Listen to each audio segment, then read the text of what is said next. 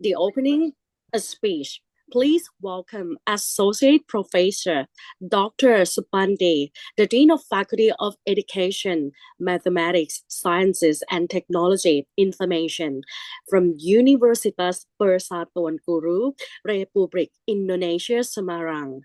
Please welcome. Thank you so much. Assalamualaikum warahmatullahi wabarakatuh. Distinguished guest, Associate Professor Dr. Arnold J. Samran, Vice President of Universities Council, Special and International Affairs, Nakhon, Ratchasima, Rajabhat University. Thank you so much for your join with us, Prof. Dr. Arnold. Honorable speakers, Dr. Aziz and Dr.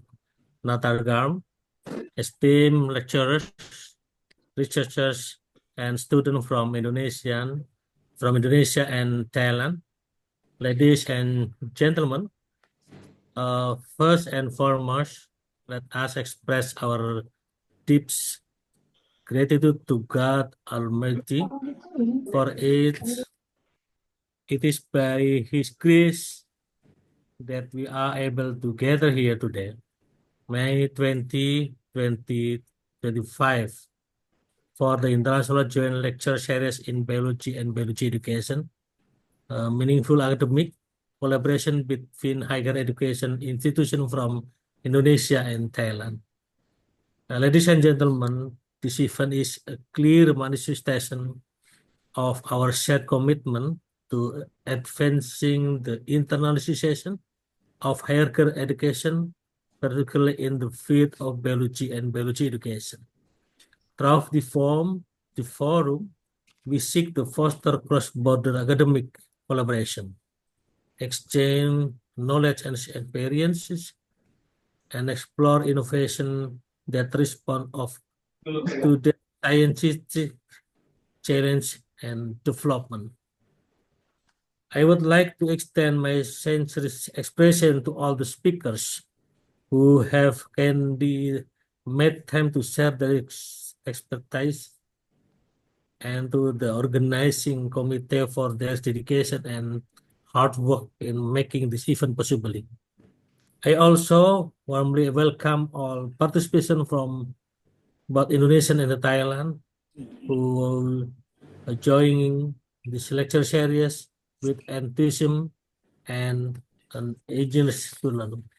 I firmly believe that initiatives like this not only enrich our academic perspective, but also strengthen the bond of friendships between nations, deepen cross-cultural understanding, and pave the way for future collaboration. May this lecture series serve as a strong foundation for continued strategic partnership in research, education, and joint curriculum development. With the recitation, I hereby declare that International Joint Lecture Series in Biology and Biologic Education collaboration Indonesia and Thailand, I hope will be success today. Enjoy the program, and may it bring meaningful insight and inspiration to us all. Thank you so much. Wassalamualaikum warahmatullahi wabarakatuh. Thank you. Waalaikumsalam. Waalaikumsalam. Khop kun ka. Thank you so much, Dr. Supandi, for delivering a speech for all participants. Ladies and gentlemen, next, I would like to welcome the distinguished guests from Thailand as well. Please join me in welcoming Assistant Professor Dr. Arnat Chai Samran, Vice President for Universities Councils, Special and International Affairs from Nakhon Ratchasima, Rajabhat University from Thailand. Please welcome. ขอบคุณครับ Thank you. สวัสดีครับ Good afternoon. Associate Professor Dr. Supandi, and esteemed colleague and dear student, it is my great honor and pleasure to welcome you all to the International Lecture Series, Bridging Science and Technology between UPGRIS and NRRU.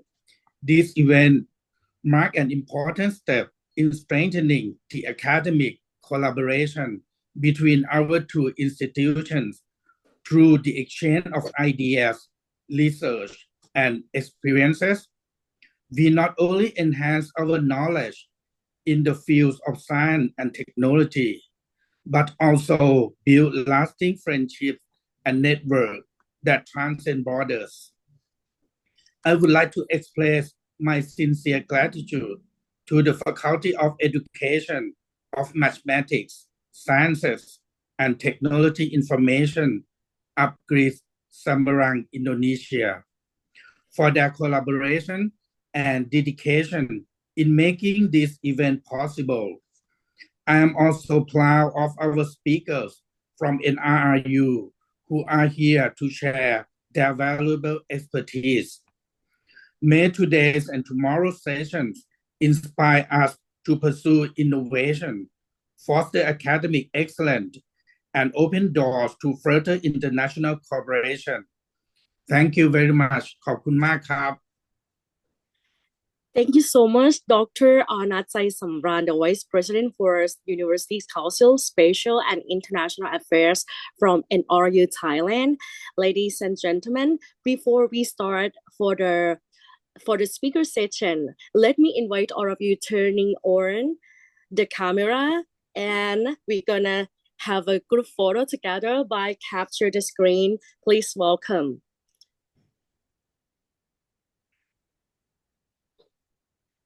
Ladies and gentlemen, are you ready? Okay, if you're ready, let's smile. 3, 2, 1. Okay, one more time. 3, 2, 1. Thank you so much. Thank you so much for giving such a great participation. Ladies and gentlemen, and next it's time for the lecture that everyone has waited for. Ladies and gentlemen, let's just welcome our first speaker, Dr. Asisu Wikasono, the lecturer of Biology Educational Studies Program from Universitas Persatuan Guru Republik Indonesia Semarang, who will share his presentation with his title, The Regulation of Problem-Solving Skills, Interplay Between Cognitive and Affective Predators. Please welcome. Okay, Ladies thank and you very gentlemen, much. yeah, thank you so much, Dr. Asisu. Before you start, Yeah. I would like to invite all participants. Could you please give the speaker for Dr. Asis? Okay, thank you so much for the speaker. Could you please give the speaker for him? Thank you. Okay, so the screen is your doctor. Okay. Please welcome. Thank you very much, moderators. I'm really happy to be here, and I'm honored also for being the speaker for today's session. So let me share my screen. So first of all, good afternoon. สวัสดีครับ ทุกคน สวัสดีค่ะ Yes, my name is Azizul Wicaksono, and I'm an assistant professor from Biology Department, Universitas Persatuan Guru Republik Indonesia, Semarang. Okay, I will share my screen. Okay, can you see it? Yes. Okay. Okay, thank you very much. And in this occasion, I will share my experience. This is related to my research. So my research expertise is about assessment and cognitive science. And my particular topic for today's presentation is about the regulation of problem-solving skill, interplay between cognitive and affective predictors. So my topic is about the problem solving. So problem solving, what is problem solving? And from several studies and from experts, it is described as the cognitive process in transforming given situation to a situation. So problem solving is like there's something, the condition when there's no solution or there's no method available for specific issue. And the people with a higher skill in problem solving, they want to solve the issue, they able to give solution or idea to solve this kind of issue. And based on today's agenda, for example, from 21st century skill, problem solving is one of the most important skill because it helps people or individual to success in rapidly changing digital society. And also in our daily life as well, for example, if you are a student or you are a worker in some places, you will find so many issues around your life. Maybe you will get the project, you will meet somebody and have problem, and your ability to solve the issue, to tackle with some obstacle are really important in our life. Excuse me, Sir Aziz. Yes? We couldn't see your next slide. Okay. All right. Okay, wait a moment. I will share my screen once again.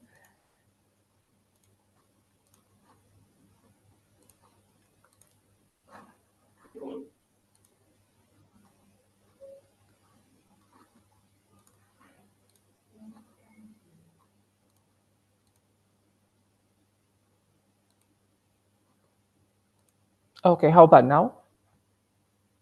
Great. It's Yeah, slide 7. okay. Yes, thank you very much. So may I repeat? So the problem solving is one of the skills that important in our daily life. In today's situation, it is really important because it helps people or individual to success, to come up with solution for daily basis, because we always face problems in our life. Many issues happen around us. So the people with a higher problem solving skill are mostly able to give solution and make their life easier, of course. And how about today's situation? Now, in the era of artificial intelligence, problem solving, the ability to solve problems are still important for us, for student academics, and many people. For example, when you use AI, the someone with higher problem solving skill tend to have a better in prompting, like the giving prompt or giving instruction to AI. It's better when we have a basic problem solving skill. We problem solving also help people and individual to give some better approaches to use AI, identify what tasks AI can handle, critically assess responses or results generated from AI, and also make like some arrangement and output into broader workflow. So there's some studies as well that the people with higher problem solving are better to use AI. And what about our situation? Maybe in Indonesia and in Thailand as well, we join what we call a PISA assessment. So the PISA is like the program for international student assessment. And Indonesia also, we join it from 2000 until 2022. And when we see the result from the PISA in science or in a mathematic assessment, when the student have to solve science problem or mathematic problem, the result from time to time is kind of decreasing steadily. For example, in math, it has a higher score we found in Indonesia from 2015, but it declined moderately now 2022. And how about the reading as well? Our student has declining since 2012, and for the science performance, somehow it's fluctuated. And when we compare it to the other countries, we can see in this slide that Indonesia and also Thailand, unfortunately, we are still under the OECD average, so under the average compared to the other countries as well. And this may raise an issue because the problem solving and other cognitive skills are really important. And from the OECD as well, they claim that the level of student performance in science, in problem solving, also has some connection to the economic development for each country as well. So this is like the issue and like the homework for all of us, especially for educators, how we can come with some solution or approaches for our students so they can develop their problem solving skill even for the higher achievement and so on. And how can we foster student problem solving? Several scholars explain some ways to improve our student problem solving skill.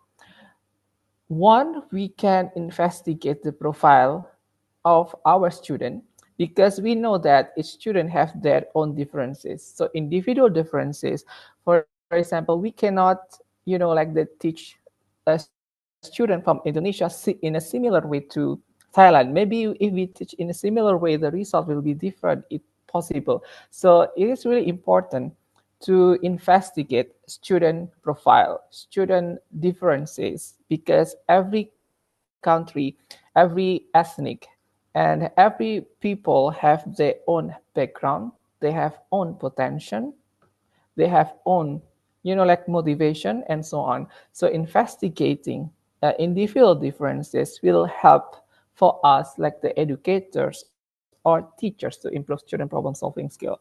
The other effort can be applied by examining the factors influencing problem solving skill. And in this particular presentation, in my presentation, I will share more about this type. And the fourth effort can be designing appropriate instructional strategies that consider all of those factors or individual differences. Yes, and why it is important when we assess like individual differences, it gives us information about the personal needs, everybody potential, and how they grow and how they develop. So these factors should be included in the program for developing problem solving skill. And also it is important as well to analyze what kind of thing that can influence student problem solving development. What really matters for improving problem solving? When we want to give them, if we want to give students some project, what kind of activity they have to do? So different activity, even in the same project, maybe the result for improving problem solving skill will be a difference. It also gives evidence-based decision making for us so we can better in developing or creating intervention for our students.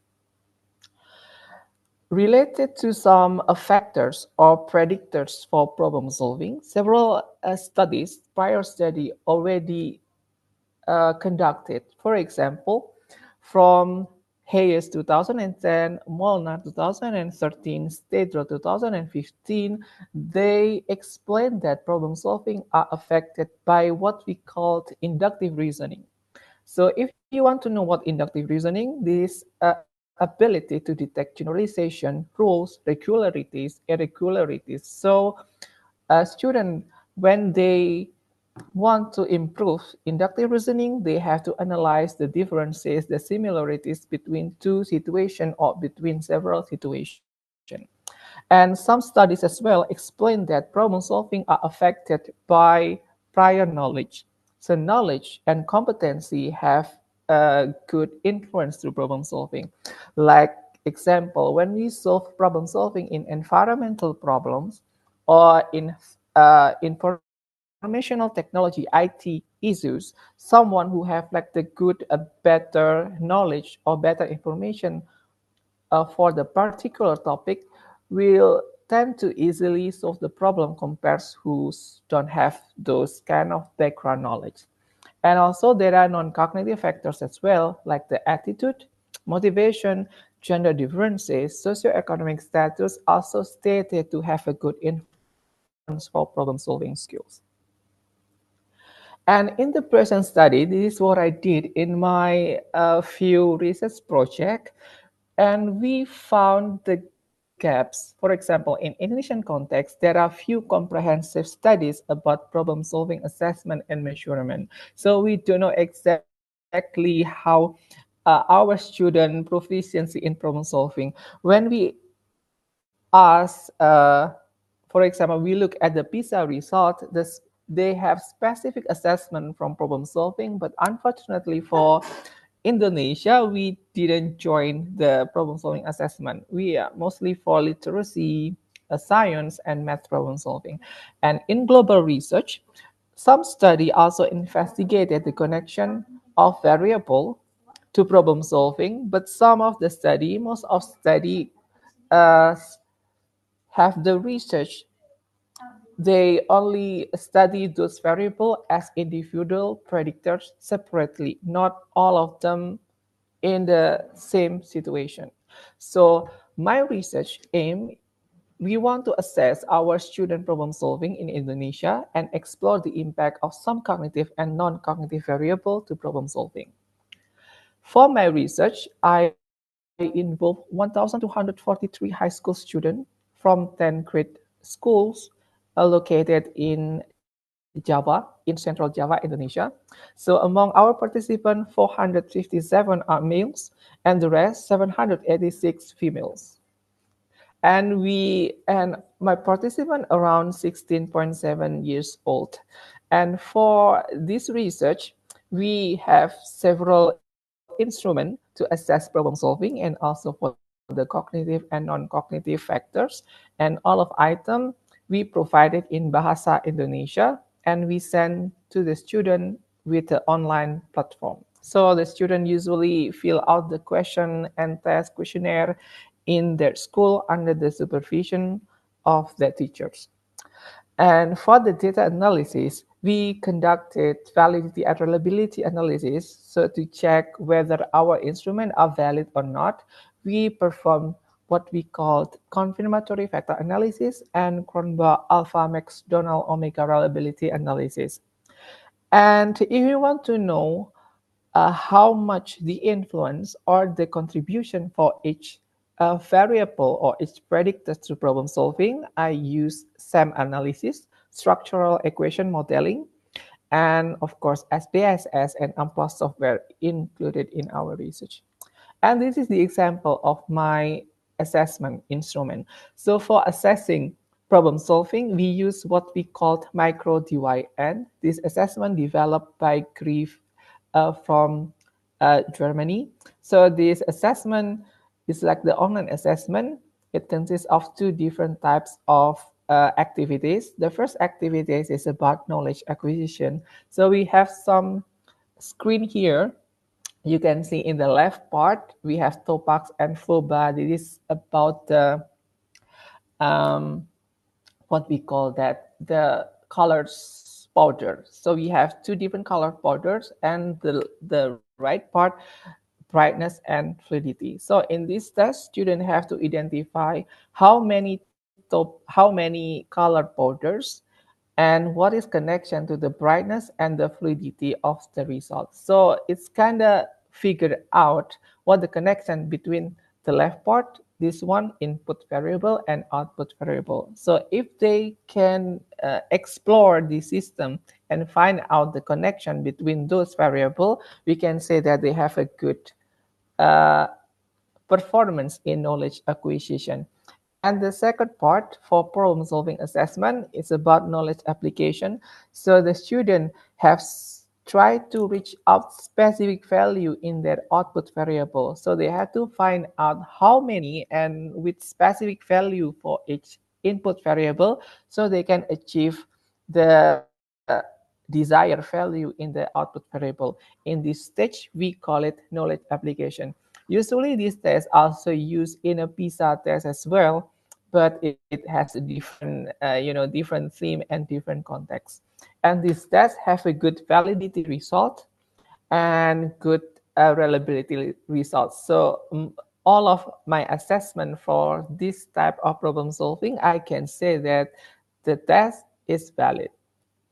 Next, we have also different type of problem-solving tests because I work in a biology in science education. So we develop science problem-solving tests. This test is just like this. For example, we have a topic about pollution. So we give students some information about the pollution, how much the heavy metals and how much the treatment for tackling the heavy metal pollution. And students have to find out what the right solution so the heavy metal pollution will decrease uh, effectively. So in this test, students have to give the solution and they have to formulate how many elements and how many components they have to combine so the pollution will decrease steadily. This is the example of our test, and also for the validity of our test, it has a valid and reliable result. And this is the result for our student proficiency in problem solving. So we can see from both tests, you can see in the right part is the score. And for the first test, a micro DYN test, you can see this, the distribution for our student, they are far below the zero. So the zero is like the average score. The zero means that the student have 50% chance to solve the problem or 50% chance to fail. So if our student distributed far below the zero, that means they chance to solve the problem less than 50%. So more than 50%, they failed to fill out or to complete the problem solving test. And how about science problem solving? It's almost similar, but not as bad as complex problem solving or micro DYN test. Our students have the score, the distribution slightly below the zero. So the chance, of course, still less than 50% they fail, but not that much. And from this profile and survey, I can conclude that our student, Indonesian student, specifically in a central Java, has a low to moderate performance in a problem-solving ability. We also check between a male and female student, and we found that male students outperform females. So male students have a better problem-solving skill compared to students in the first test of problem solving. But in science problem solving, when the problem solving are connected to specific biology or science topic, there's no differences between male and female. And this is the result of the variable that potentially influence problem solving skill. We have several variables. The first, we involve inductive reasoning. So we check whether inductive reasoning has a good connection to problem solving. And we found that inductive reasoning only have a direct connection to domain general. So domain general is the first test when the problem solving assess the knowledge acquisition and knowledge application. But inductive reasoning has no connection to science problem solving. So this result means that if we want to improve our student problem solving in terms of how they can acquire and apply the solution, inductive reasoning has a good influence to them. And we also check and analyze the influence of scientific competency, like the prior knowledge of student. We found that prior knowledge, the domain knowledge, has a positive and significant influence to both type of problem solving.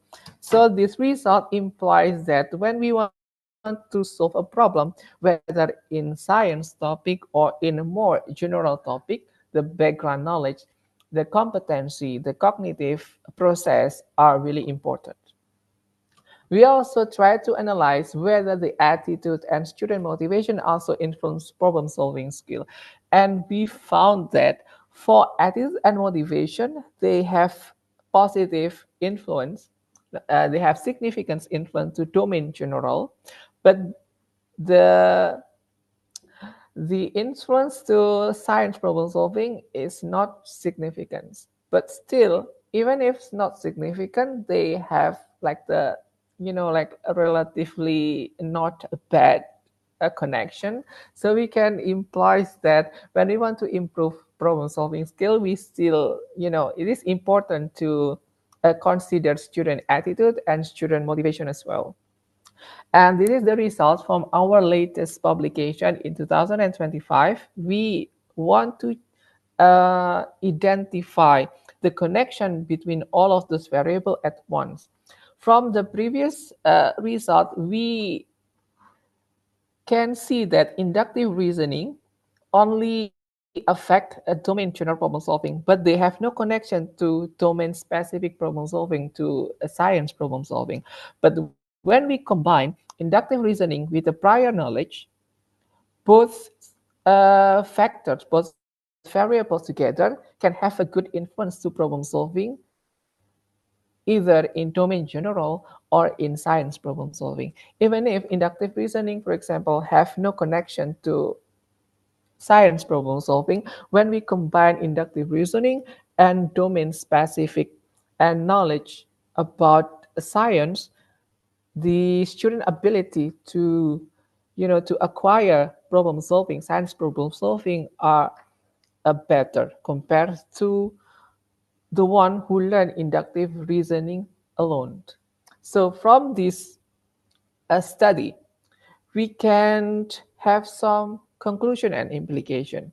For example, the first implication that I can share to you is when we want to solve a problem, we require some activities such as inductive process and also the acquisition of knowledge and the competency as well. And they should be happened all together. We cannot say that, oh, I want to improve our student inductive reasoning, so I want to teach them inductive process alone. No, we cannot do that, but we have to combine inductive process, we have to combine the knowledge, literacy, and so on in one particular intervention. So the intervention should accommodate all of them together. But of course, we cannot forget that the attitude and the motivation also give some influence.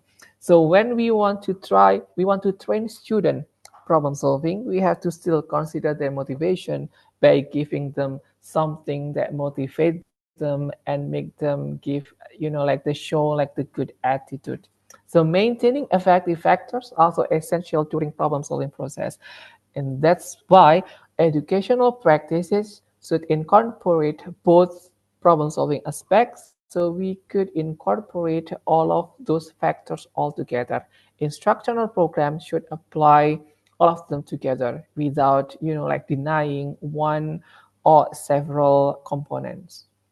And for the recommendation, when you want to assess, we want to develop problem solving, the first thing we have to do is assessment. So we have to know what our student performance, whether they are in a low skill or in a higher skill. So we can consider all of those, like the strength and weaknesses from our student to our intervention, and the implementation for several factors that potentially influence problem solving is really important to help students grow and to make them more proficient in acquiring problem solving skill.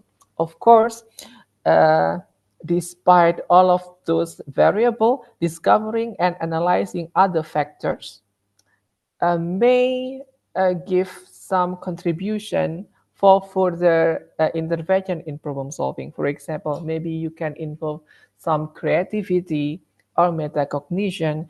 You can involve some self-efficacy and other affective variable as well. Because, like in this study, of course, we have some limitation. We cannot measure all of those factors all together because that's too much. So in the future study, maybe some of you from Indonesia and from Thailand as well, we can collaborate for a research related to problem solving and other factors.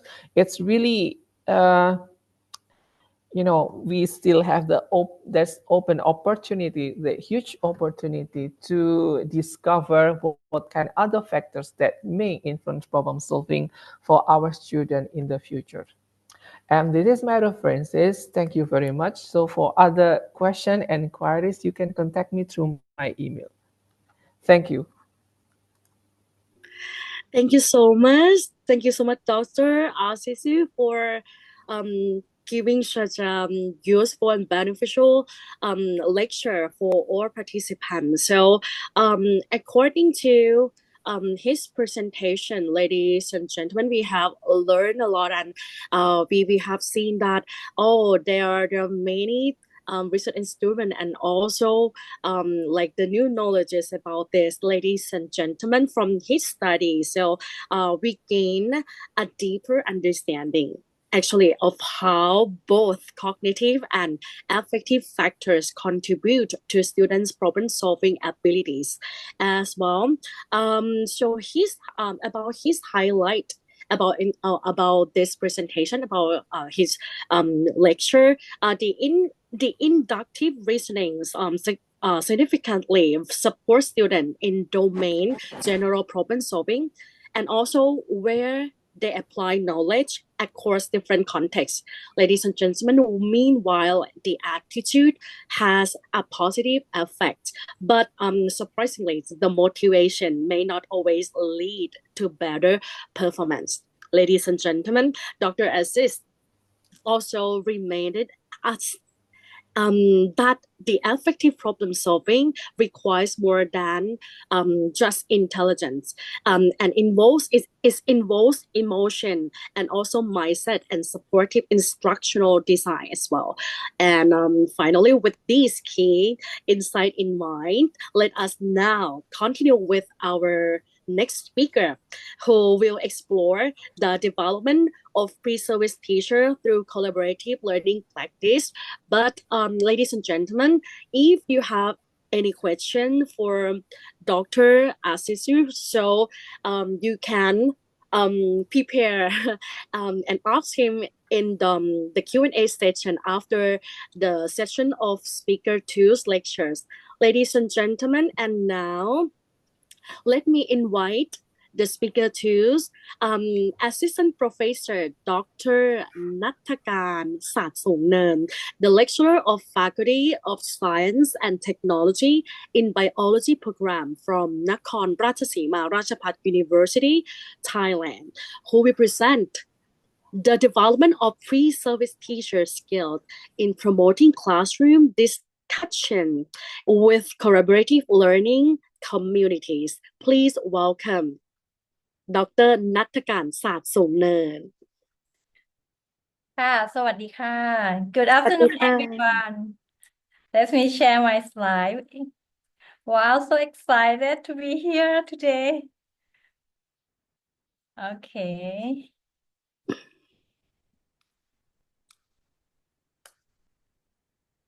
Okay. You see my slide? Yes. Yeah. Okay. So, good afternoon, or teacher, or researchers, or students. Okay. Today, my talk is about the project that I worked last year. Thank you for joining me today. Okay. My name is Assistant Professor Dr. Nathakan Satsongneun.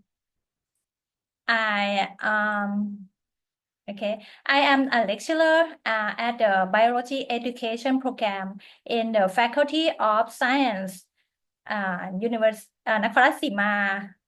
Rajabhat University, Thailand. Okay, let's become dumb. Okay, as educator, we all recognize the importance of developing the future teachers. So our project focus on how we can enhance pre-service teachers' ability to facilitate classroom discussion. So the topic of my talk today is the development of pre-service teacher skill in promoting classroom discussions by integrating core teaching practice with the collaborative support of professional learning communities or PLC.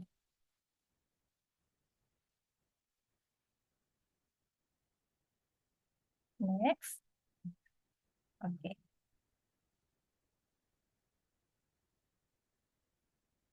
Let me clear my slide, please.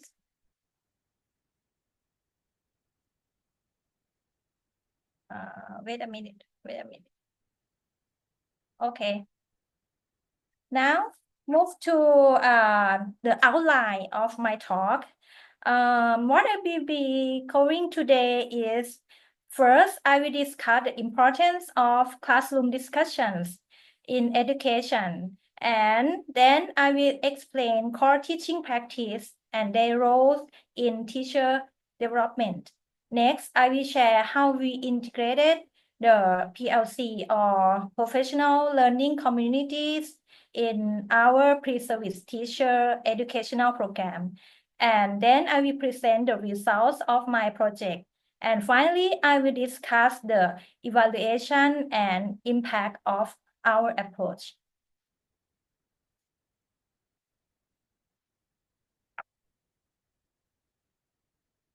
Let me begin by considering why classroom discussions are so valuable in the educational process.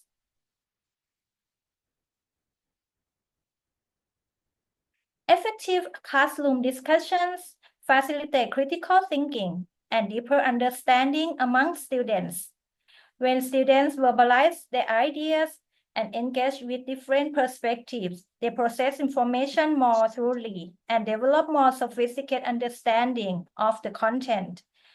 And also, discussions encourage student engagement and active participation. Rather than being passive recipients of information, students become active contributors to the learning process. Additionally, classroom discussion help develop essential communication and social skills. Students learn to articulate their thoughts clearly, listen respectfully to others, respond constructively to different viewpoints, and rely on each other's idea. And finally, discussions promote a collaborative learning environment where knowledge is co-constructed. Students learn not only from the teacher, but also from each other, creating a more dynamic and interactive classroom. However, creating effective classroom discussions is not without challenges. Multiple factors influence the quality and quantity of student participation. These factors include the classroom climate and whether students feel safe to share their ideas, student prior knowledge and experiences with the topic, the teacher's questioning techniques and facilitation skills, cultural and individual differences in communication styles, the relevance and interest level of the topic. So our project focused especially on developing pre-service teachers' skill in managing these factors to create productive classroom discussion. Before proceeding further, let me clarify what we mean by pre-service teacher. A pre-service teacher is defined by the student that enroll in an educational program who must successfully complete degree requirements, including coursework and field experience, before being awarded a teaching license. These individuals are at a critical stage in their professional development. They are transitioning from being students in our class to become effective educators. The skills and practice they develop during this period often shape their entire teaching career.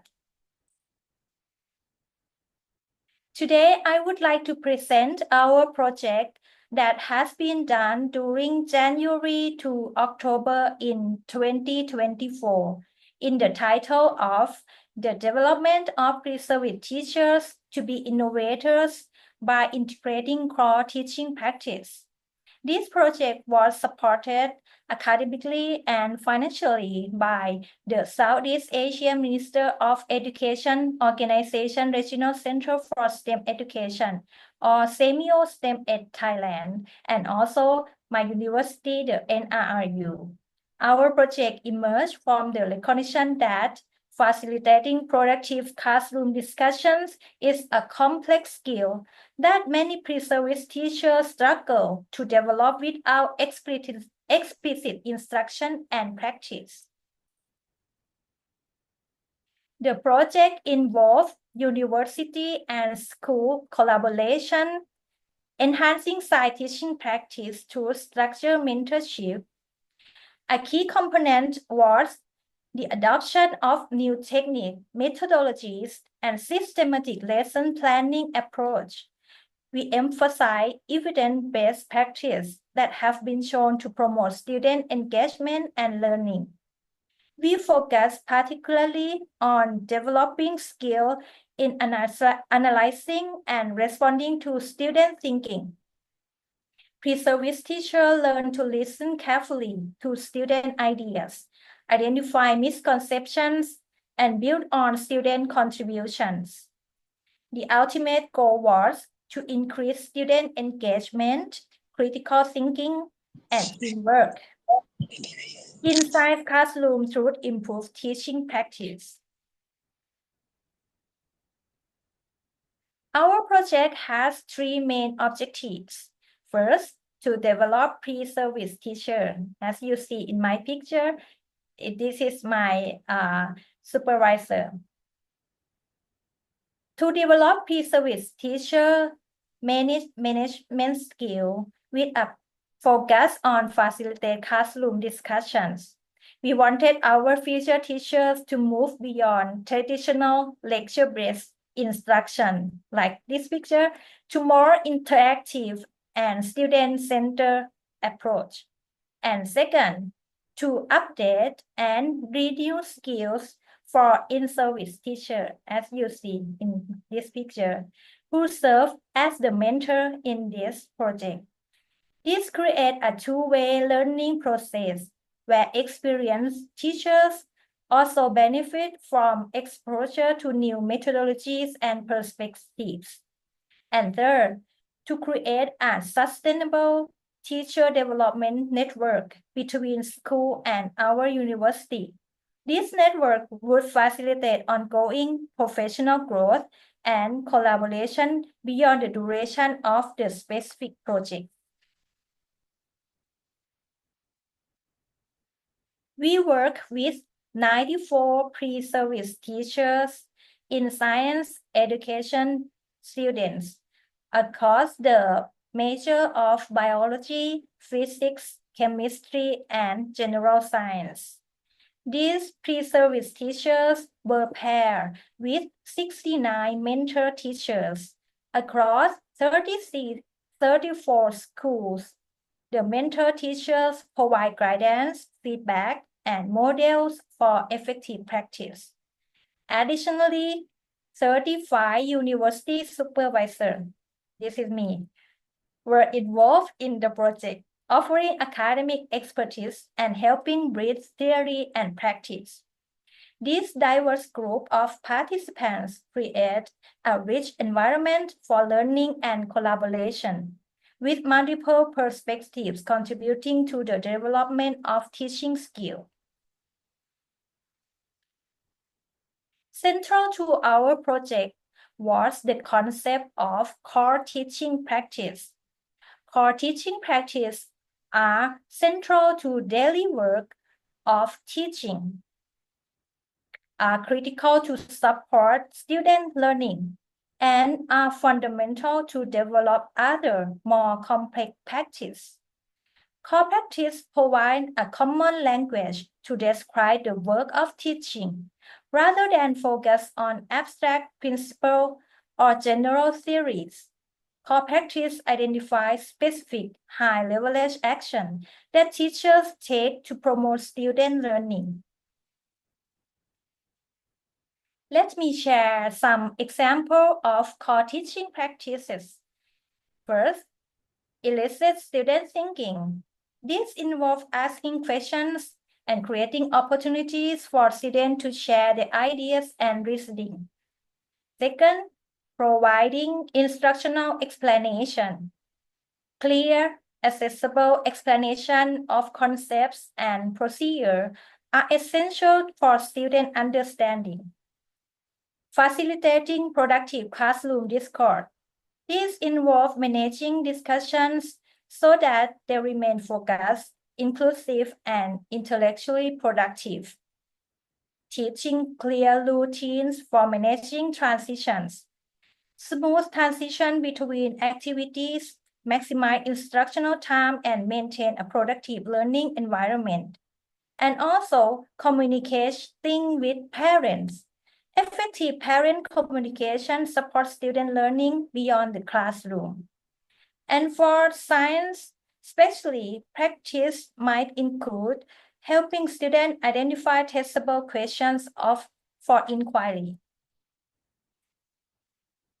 In our project, we focus on practice that related to facilitating productive, academically focused student talk.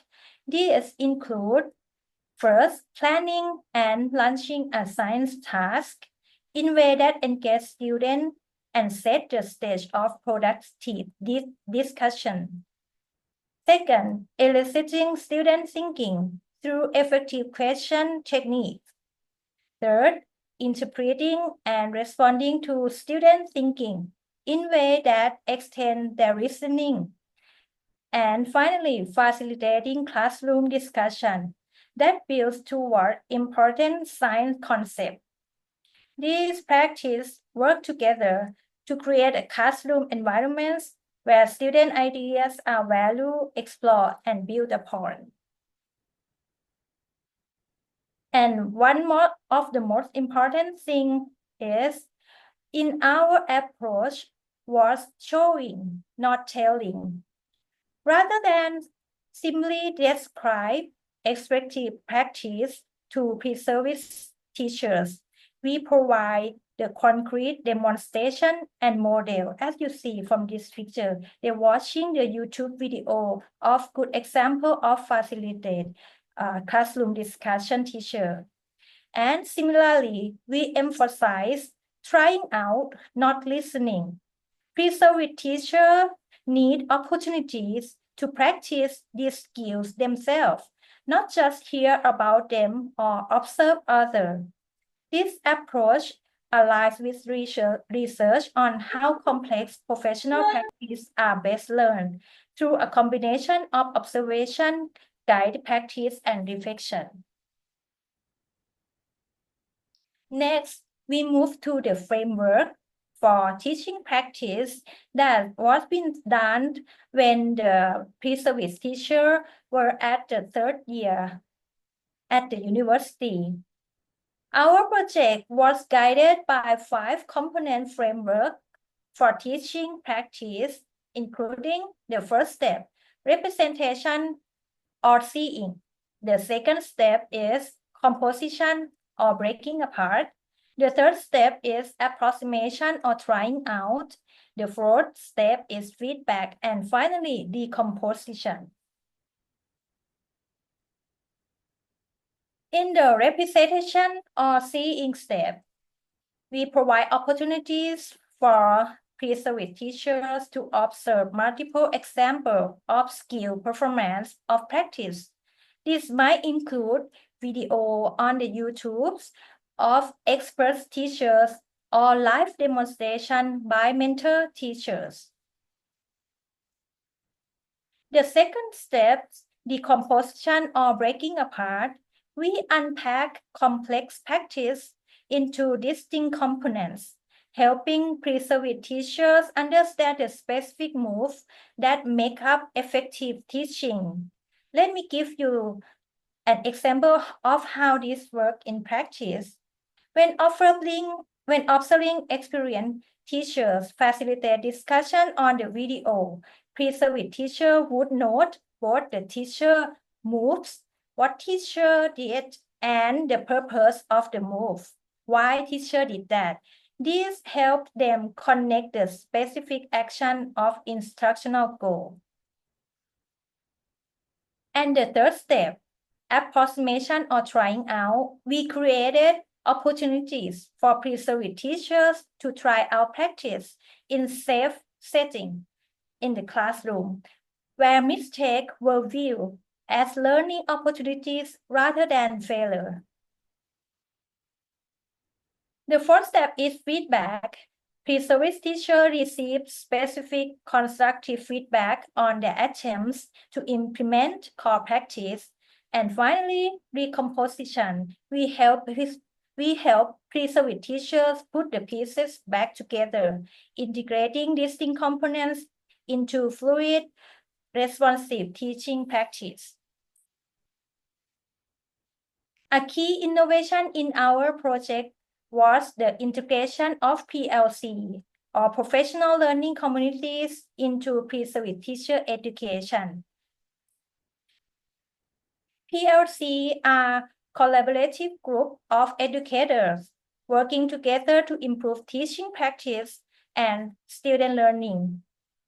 They typically include several key features: a shared vision and goals, collaborative inquiry and reflection, ongoing professional development, and focus on student outcomes. The benefit of PLC include reduced teacher isolation, enhanced instructional strategies, and foster a culture of continuous improvement. In our project, we perform two types of PLC groups. The first is triads, consisting of a pre-service teacher, a mentor teacher, and a university supervisor. And the second type is group of pre-service teachers.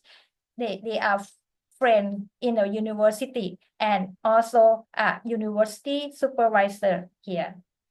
This group met regularly to plan lessons, discuss observation, and provide feedback on teaching practice.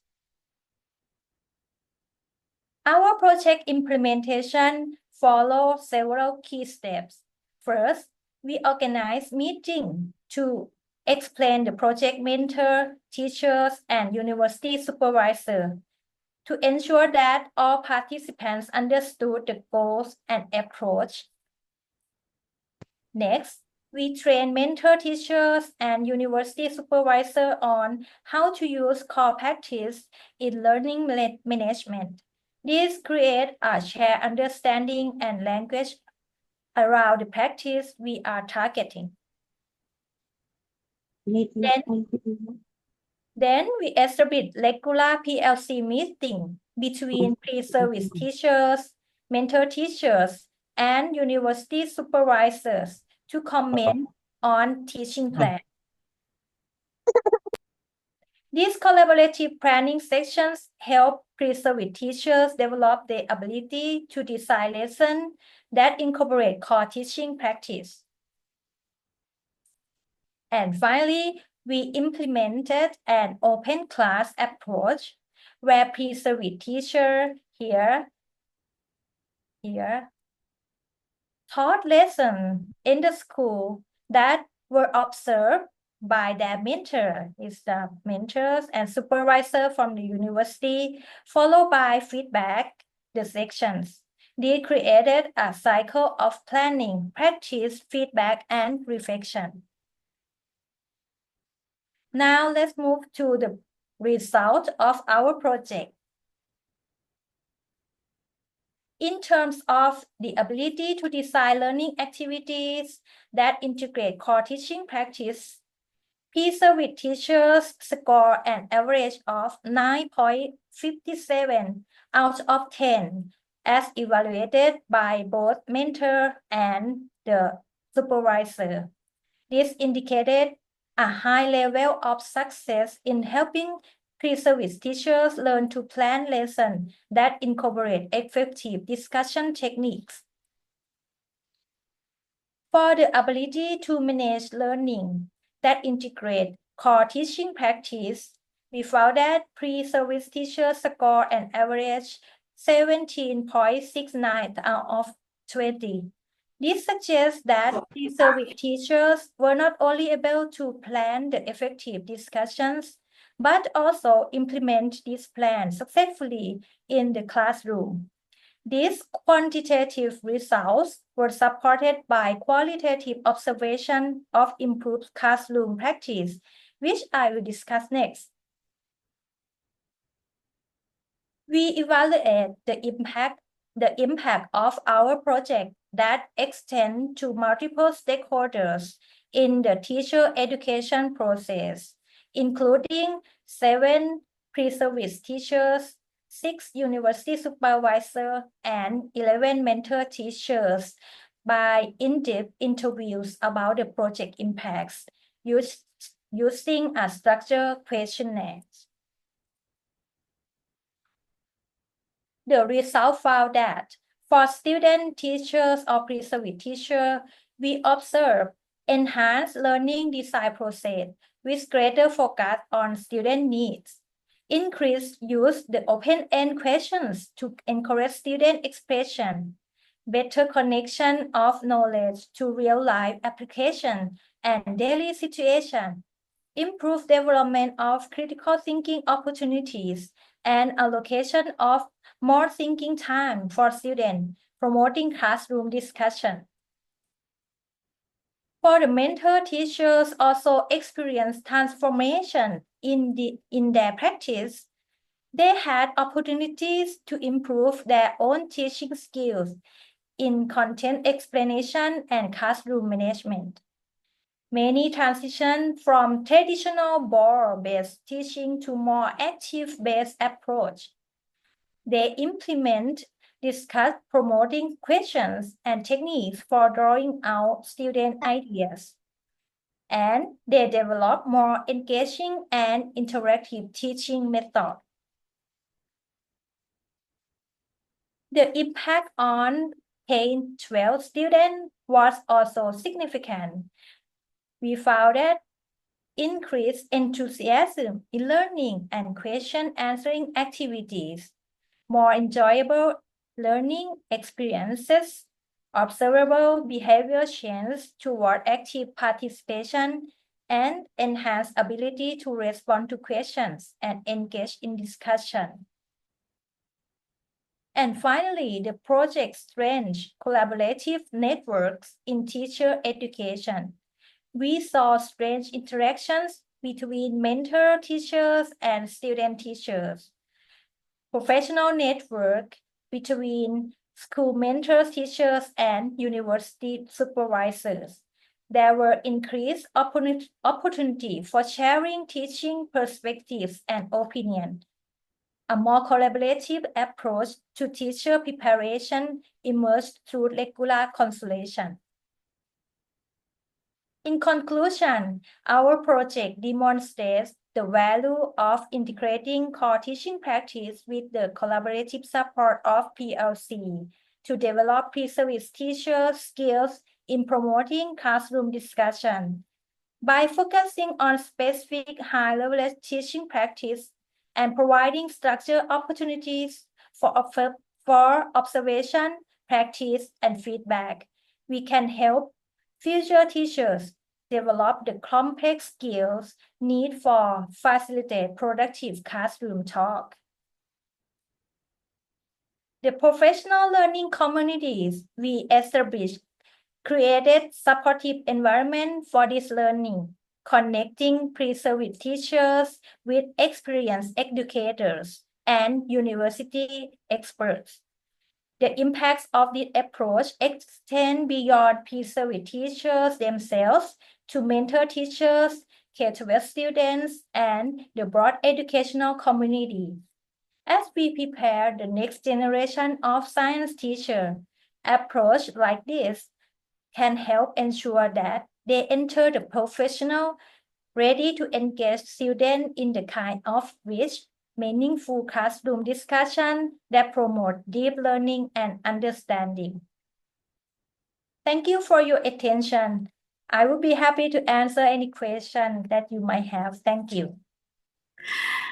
Thank you so much from Dr. Nathakan that she has facilitate us about the PLC techniques and her research, and especially the project that she has done before. Ladies and gentlemen, before we are going to join in the Q&A section, so you can prepare the question to ask both of speaker 1 and speaker 2.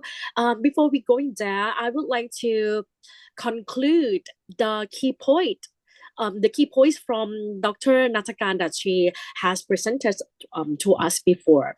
Ladies and gentlemen, to conclude about the presentation that she has highlight and success, and also has shared about her project to us before, we have learned about the significance of core teaching practice, and also especially in the enhancing pre-service teachers' ability to promote classroom discussion, and how it's very important.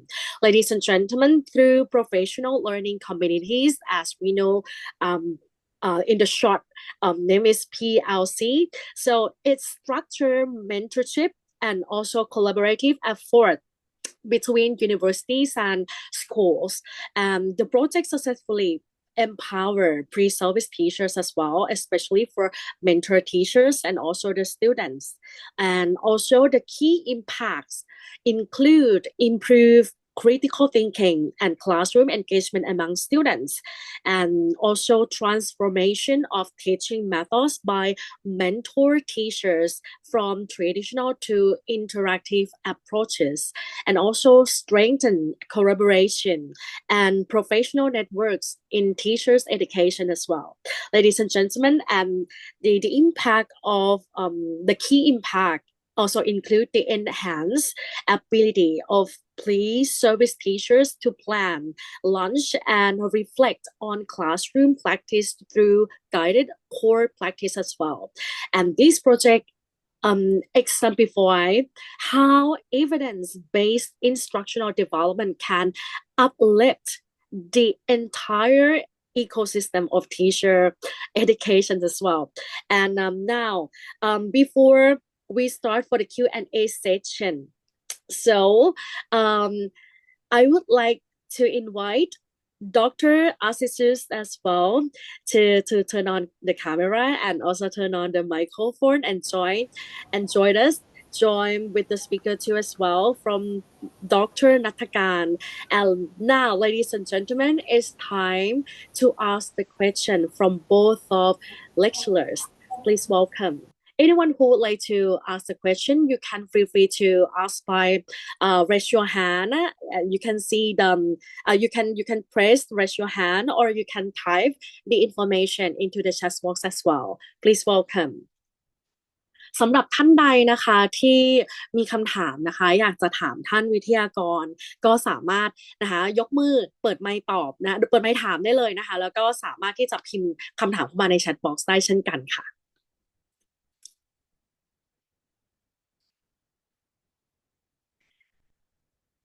Oh, so I apologize. I think I pressed turn off my camera. So sorry about that.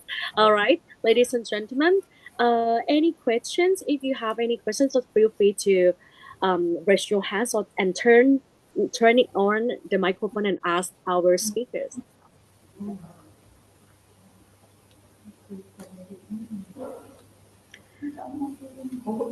All right. According to waiting for the participants asking the speakers, so I have the question from Dr. Azizu. So according to the success, and also according to the implicant of the study, I would like to ask that, in your opinion, what are some practical ways for teachers to integrate both domain general and domain specific problem solving strategy in the classroom? Okay, thank you very much for the question. It's really nice question. Well, the main implication for our study is like for the future research or future implication, we want to develop like the intervention or instructional strategy that maybe that potentially improve problem solving skill. And from our current study, we found that it's the problem solving are really affected by what we call the inductive reasoning and a prior knowledge. So from this point on, if we want to design like instructional strategy, it is also important to consider their prior knowledge. So by giving them some information and improving literacy related to the contents and the context of the issues, and try to uh, make them able to do reasoning process will help them to improve problem solving skill. For example, in their activity, like in the project, they have to identify like the information and knowledge. They have to identify like the variable connected to the issues. They have to get the knowledge from the literature. They have to get the knowledge from the observation and many kind of activities, and try to implement those things to create those ideas will be beneficial to improve problem solving. And inductive process, we have to find out and check the similarity, dissimilarity between things. So when we found some components related to the problem, for example, we can analyze them. What the similarity, and so we can make some analogy. So we can adapt some solution from the previous or from other issues as well. So the solution will be more comprehensive. So that's what I can get. And of course, for the future research, my current research also identify what the creative thinking, like the creativity in problem solving, metacognition in problem solving. So there's more variables or component as well that we can include in improving problem solving skill. So yeah, that's really, there are a lot of possibilities and a lot of ways to improve problem solving, and one of them involving those part.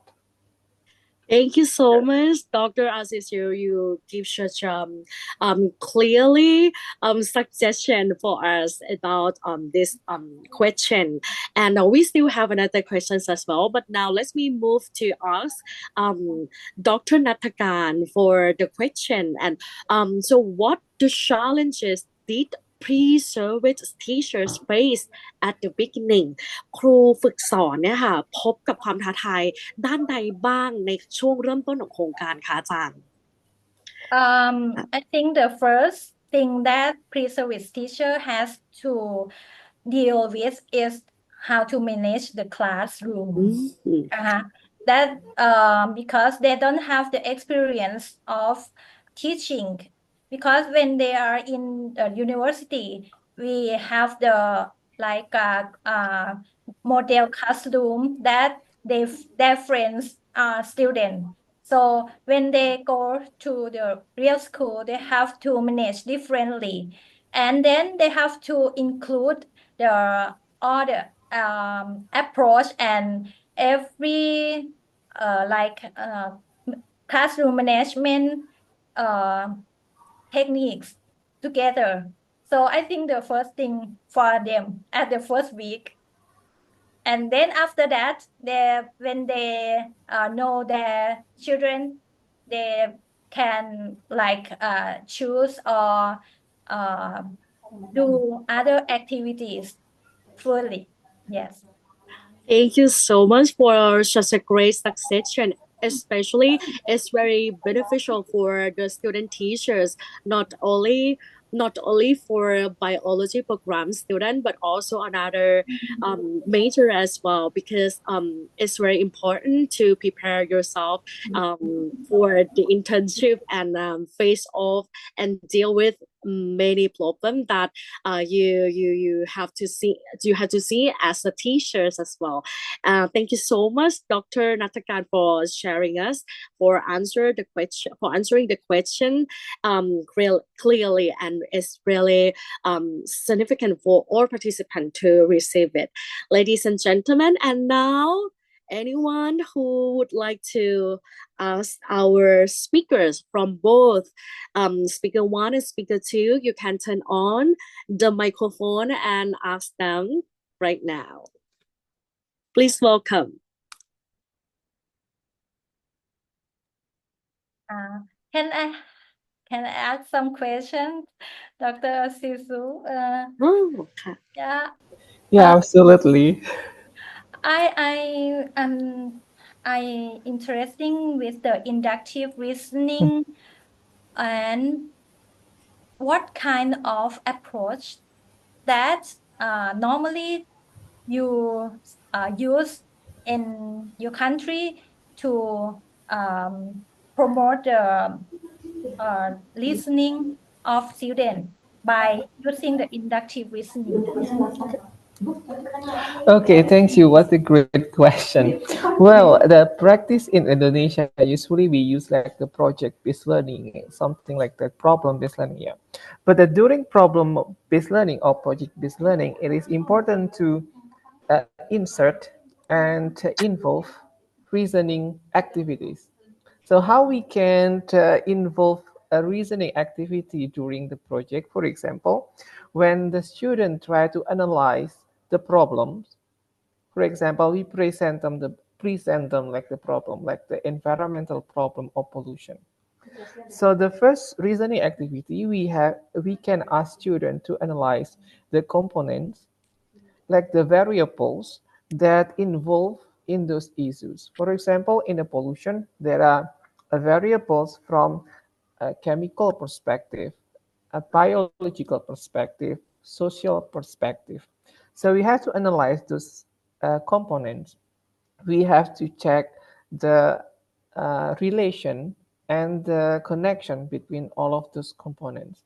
So because a problem sometimes is a complex issues, so the reasoning skill, like the analyzing differences, similarities between one or variable, making analogy and generalization is part of the reasoning, will help students to get more understanding about the issues as well.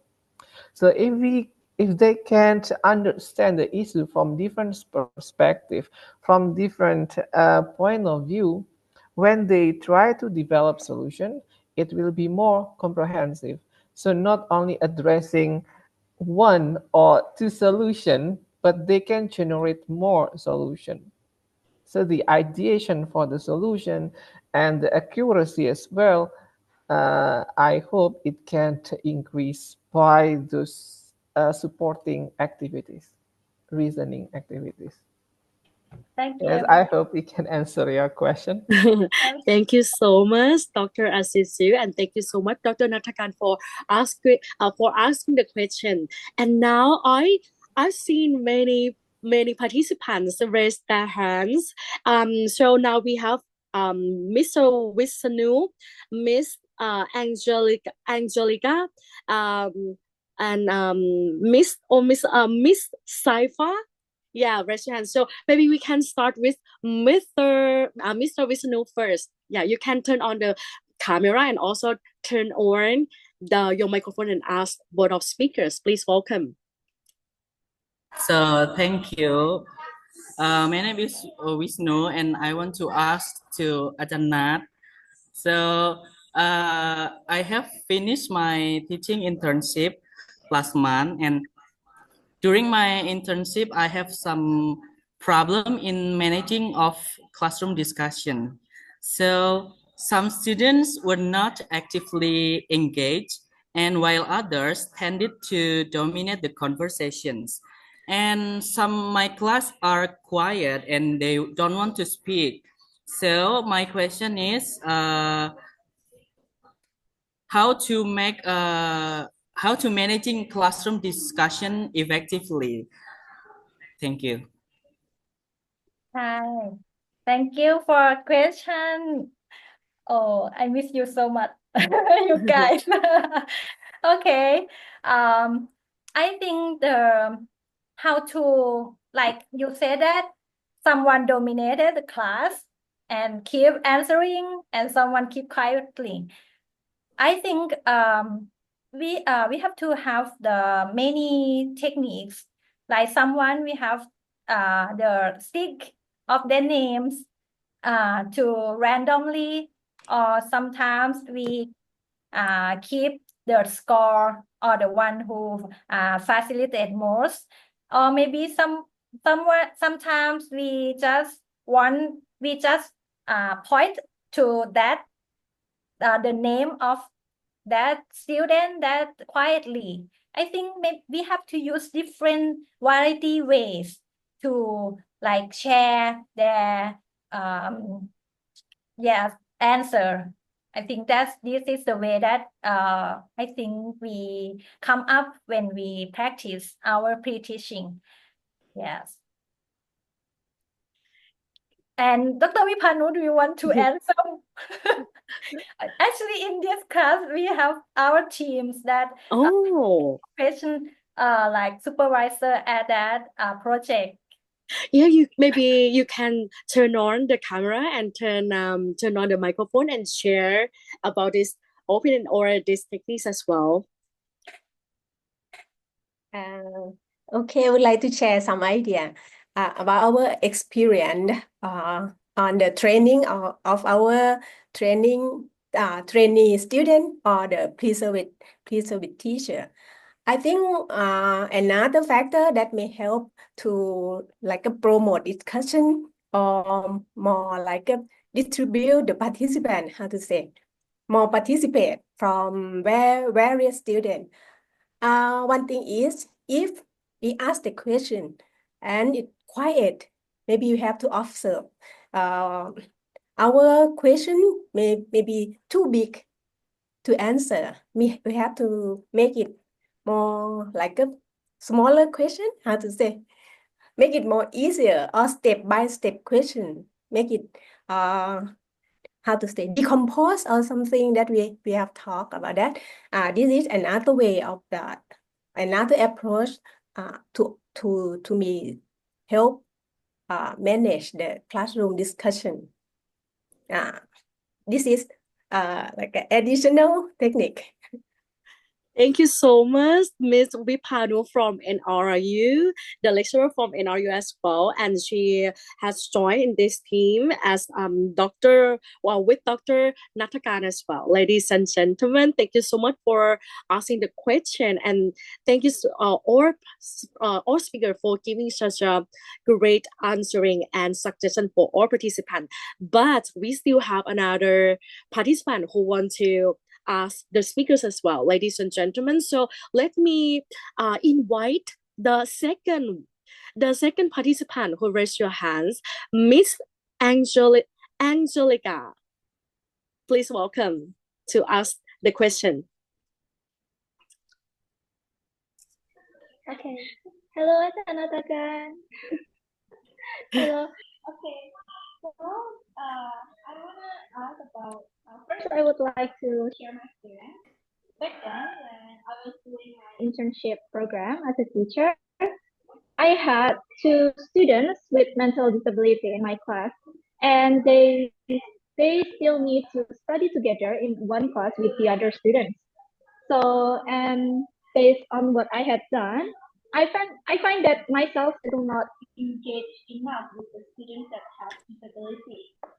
So the result is their score or learning process results still low or below the average.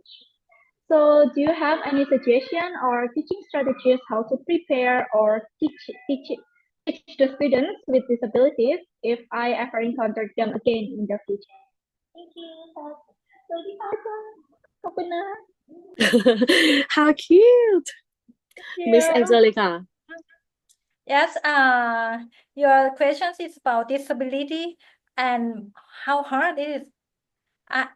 I used to practice. I used to teach disability student in class, but I think it depends on how what level of disability. I think you have to like study deeply inside their like knowledge or their ability, and maybe you have to separate your work, your homework, or something differently from others. It might help. I don't know, I'm not the expert of this. This is my suggestion from experience. Yes. Thank you. Thank you so much, Dr. Natakan, for giving such a great suggestion for to Miss Angelica. So now let me move to Miss Saifa from Indonesia to ask the question to the speakers. Please welcome. Okay. Can you hear my voice? Yes. Okay. Thank you for the opportunity to ask the question. This question is for Mrs. Natagan, and I deeply interested in developing inclusive teaching practices. The insights you shared today have been truly inspiring and have broadened my understanding of how meaningful classroom discuss can be facilitated during the class programs.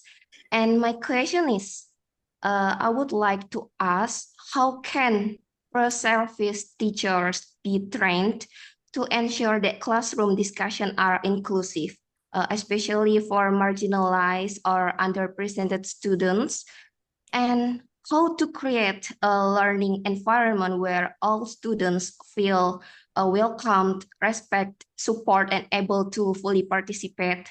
Are there a specific approach or strategies that can be implemented during the teacher preparation programs? Thank you, Miss. Okay, thank you for the question.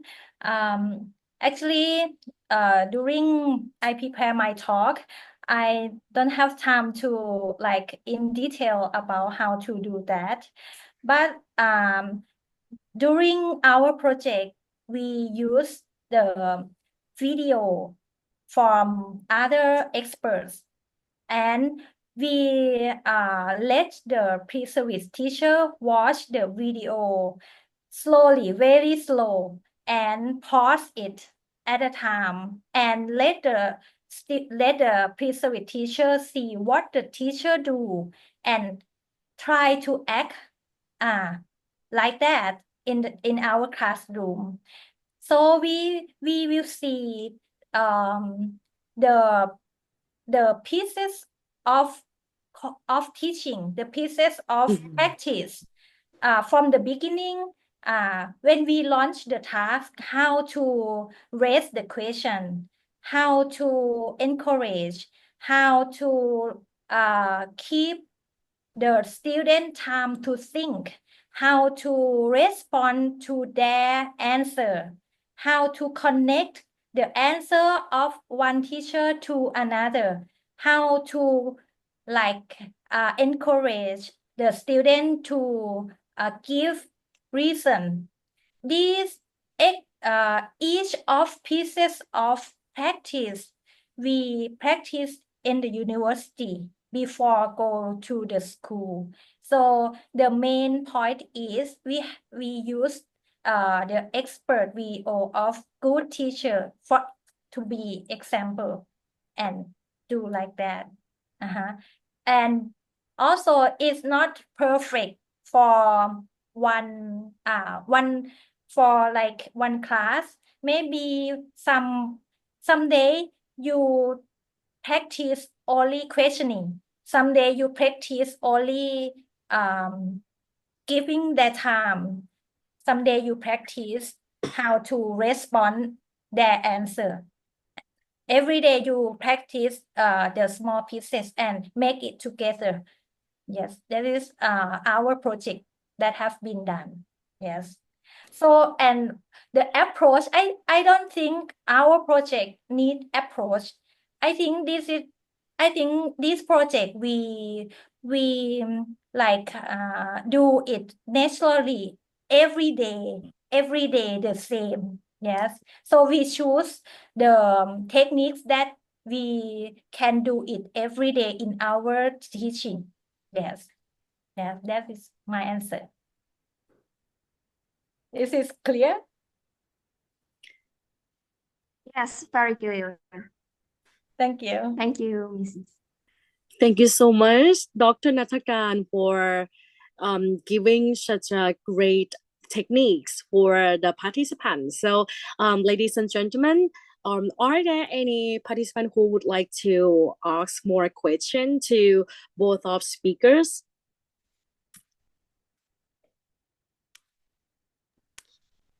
May I ask some question, please? Yes. I have some question for Dr. Asisu. Yep.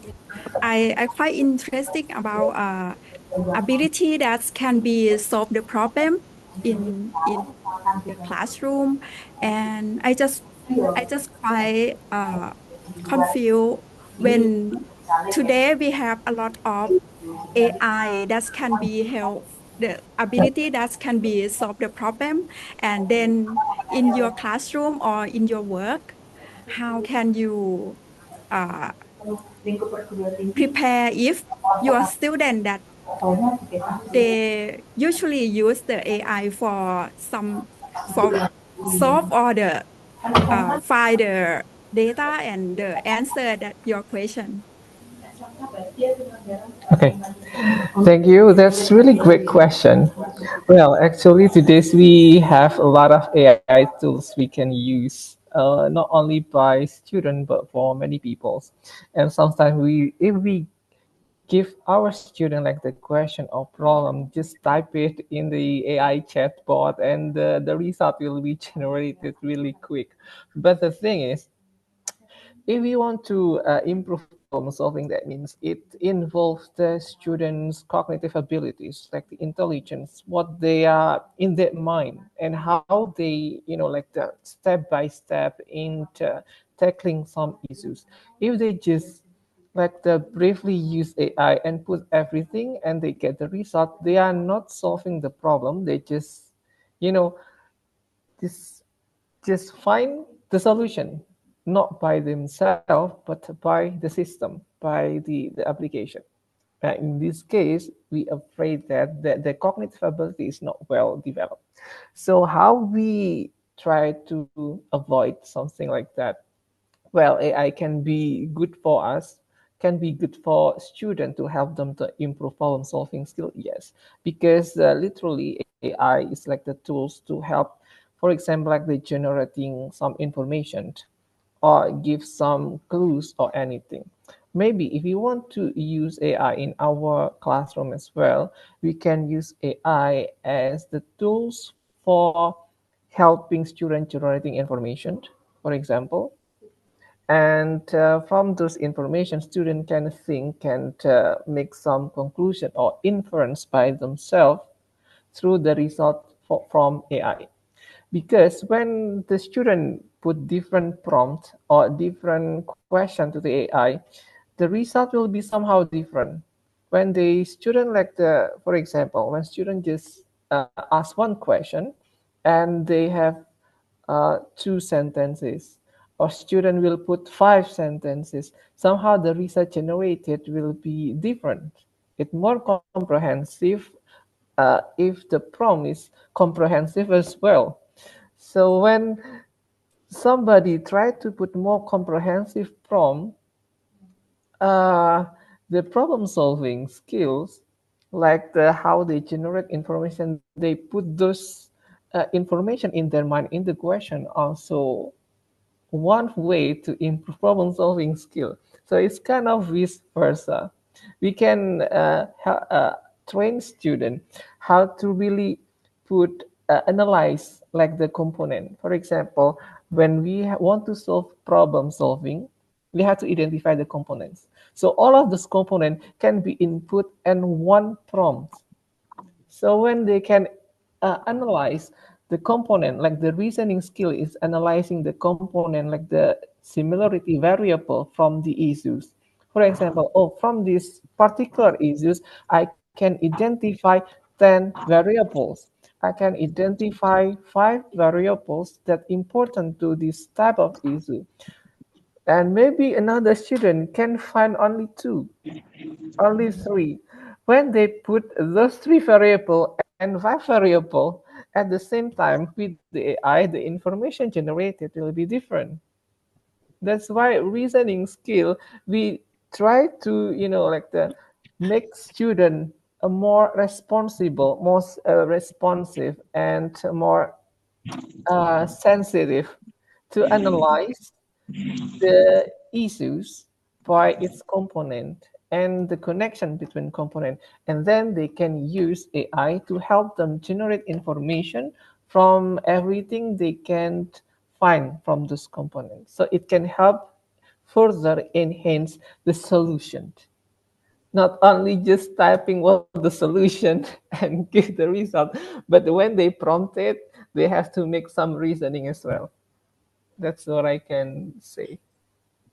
Thank you very much. But AI can be used, right? Yeah, absolutely. It's like we can avoid it. Everything will be, like the developing really quick and rapid. So we have to adapt, but we have to Yes. adapt in a more smart ways, without Yes. sacrificing something that's really important, like our student skill and their thinking skill, their problem solving skill, creativity, and so on. We still have to, like to encourage them to develop this type of skill. Thank you very much. Yes. Thank you so much for asking the question from Miss Well Down, right? Thank you so much, and thank you, Dr. Asisu, so much once again to suggest us such a great idea and a great technique to like how to use AI with the smart way. I love this word. I love this sentence. Okay, ladies and gentlemen, before we come to an end of this activity, so I would like to invite maybe one more question for the last question, or anyone who would like to ask both of speakers. You can turn on the camera and also microphone and ask the question for them. Any question more for the last question?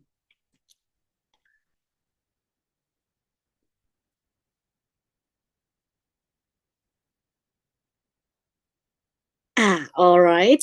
Maybe everyone has received lots of experiences from both of speakers already. Ladies and gentlemen, I think I can say that I'm really full today, full of knowledges, full of experiences, and full of techniques. I think it's really beneficial for all participants here today. And ladies and gentlemen, before we come to the end of this session, I would like to thank you for both of speakers for us for giving such a great suggestion and have shared the project for us today, and we have learned a lot. So from both of speakers, we have learned about the cognitive skills like inductive reasoning and affective factors such as the attitude and motivation influence students' problem-solving abilities, and also especially in the domain general context. And also we have learned pre-service teacher development benefits from core teaching practice and PLCs, which improve classroom discussions and also lesson planning and professional collaboration as well. Ladies and gentlemen, both presentation emphasize the valuable of combining thinking skills with practical and also reflective teaching methods to enhance learning for both students and teachers as well. As we come to an end of today's joint lecture series, ladies and gentlemen, we would like to express our heartfelt thanks again to all guest speakers and participants for your contribution and active participation for today. And before we officially end today's session, ladies and gentlemen, I would like to warmly invite all of you to join us again tomorrow for another exciting session as well of the International Joint Lecture Series in Biology and Biology Education. So don't miss out for the event for tomorrow, ladies and gentlemen. So about the event will be held on Wednesday tomorrow at the same time like today. And we really hope that today's knowledge sharing and also experience will benefit for your academic journey. Ladies and gentlemen, for all participants who already registered to join this event, you will receive the e-certificate or electronic certificate actually after this event. So the e-certificate will be provided to all participants after the event. Ladies and gentlemen, I would like to say thank you so much again and see you again for the next opportunity for the next international academic collaboration. Thank you so much and have a wonderful day. สวัสดีค่ะ ขอบคุณค่ะ Sawadee-krap. Thank you, Mom Olive. Thank you, Dr. Thank you Nat. so much. Oh, before we leave, shall we take a Thank you, Dr. group Aziz. photo again at the end of our event today? So, ladies and gentlemen, could you please turn on the camera? Maybe some of you didn't join us at the beginning of this event. Yeah, we can have the group picture together. All right. So if you're ready, okay, ladies and gentlemen, let's capture for the screen as a group photo together before we leave. Okay, ladies and gentlemen, if you're ready, 3, 2, 1. One more time, 3, 2, 1. Oh, we have another page as well. Okay, all right, I've got that. Ladies and gentlemen, thank you once again. Hopefully to see you tomorrow and also next academic event. ขอบคุณค่ะ Okay, thank you very much for all the My pleasure. participants. I would like to remind you all to fill the attendance list for claiming your certificate. Okay, thank you. See you tomorrow. See you tomorrow. ขอบคุณค่ะ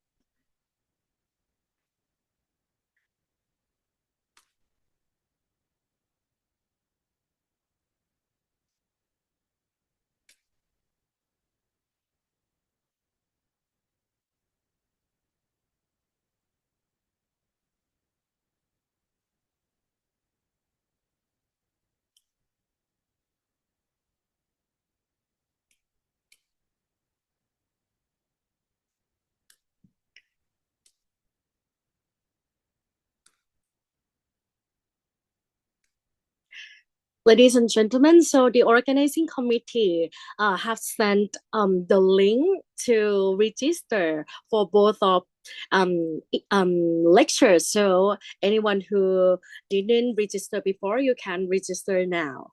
Thank you so much. ขอบคุณค่ะ Miss Agnita and everyone. Hope to see you next opportunity. Thank you ขอบ very คุณค่ะ much.